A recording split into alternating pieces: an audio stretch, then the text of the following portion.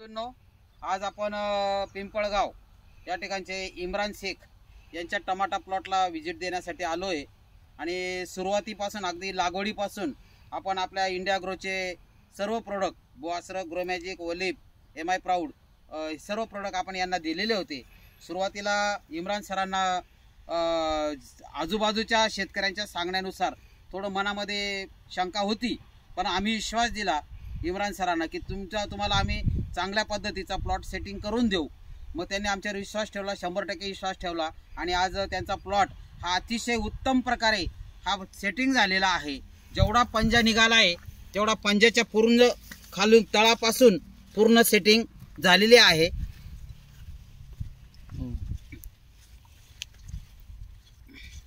वरती घ्या तुम्हाला।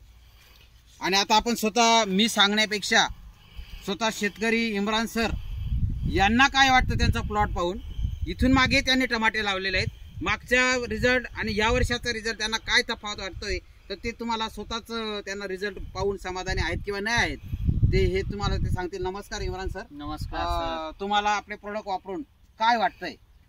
मी तर खूप समाधानी सर। कधी असा रिझल्ट मला भेटलेला नव्हता तांबटीला स्पेशल। जेवढ्या वर्षापासून मी तर नवीन आहे, पण जेवढ्या वर्षापासून मी करतोय तेवढ्या वर्षापासून तेव्हापासून तर एवढी ग्रोथ, एवढा फुटवा, एवढे फळ कधीच आलेले नव्हते आपल्या। आणि इतर बाजारातल्या पेस्टिसाइडच्या मानाने आपला खर्च कसा झालाय सर? तशी दोघांची तुलना केली तर डायरेक्ट ना जमीन आसमानचा फरक। बरोबर। घेताना आपले जे इंडिया ग्रोचे जे प्रोडक्ट आहे ते घेताना लोकांना असं वाटतं महाग आहे, पण त्याची फवारणी कमी असते आणि त्याचे रिझल्ट चांगले असतात भरपूर।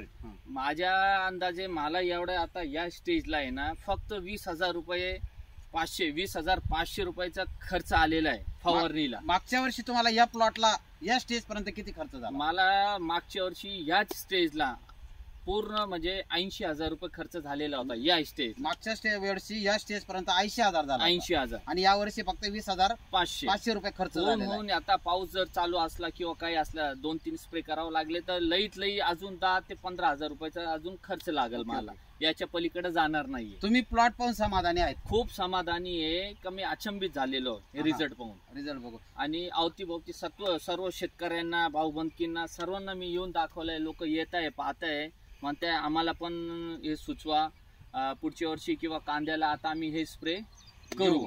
आम्ही जी कमिटमेंट तुम्हाला दिली होती सुरुवातीला त्या पद्धतीने सार्थक झालं का?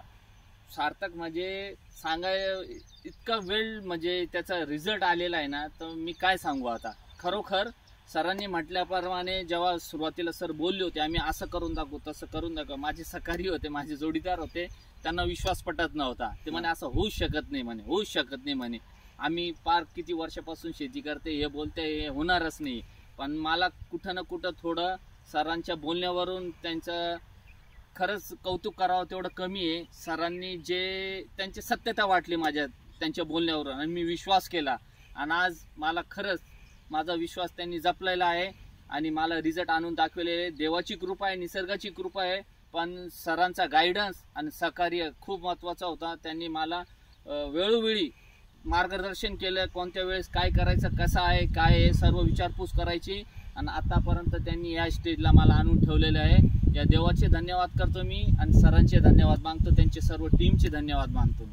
सर, इतर शेतकऱ्यांना तुम्ही काय सल्ला देऊ शकणार? इतर शेतकऱ्यांना हा सल्ला देईल का इकडं तिकडं भटकण्यापेक्षा सरळ इंडिया ग्रोचे प्रोडक्ट वापरा आणि एकदम कमी खर्चात चांगलं उत्पन्न, चांगलं तुमचं जमिनीचं संगोपन, सर्व गोष्टीला इतकं चांगलं आहे। जमिनीसाठी पण बोआसर इतका भारी काम करतं की जमीन भुसभुशीत आणि चांगली होती आणि उत्पन्न किंवा जे आपण लागवडी केलेली आहे त्या लागवडीला फायदा होत होता। तर प्रत्येक शेतकऱ्याला मी कळकळीची हीच विनंती करेल का तुम्ही एकदा तरी याचा अनुभव घेऊन बघा, पहिले इस्तेमाल करो फिर विश्वास करो। धन्यवाद सर। धन्यवाद सर।